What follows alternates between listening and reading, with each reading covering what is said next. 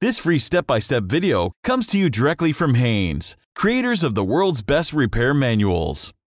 Fix your car or truck the right way with our accurate and reliable information at your side. You can complete more than 200 jobs on this vehicle when you purchase the complete online manual at Haynes.com. Open the passenger's door and pull the bonnet release handle. Lift the safety catch and open the bonnet. Unclip the support prop from the wing and engage the end with the hole in the underside of the bonnet. Undo the retaining screws and lift the air filter lid.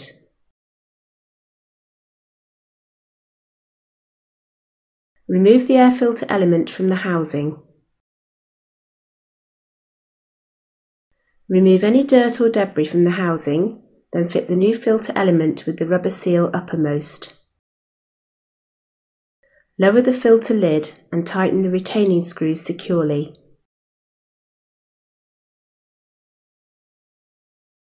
Detach the support prop from the bonnet and clip it into place on the wing. Firmly lower the bonnet and check it's secure.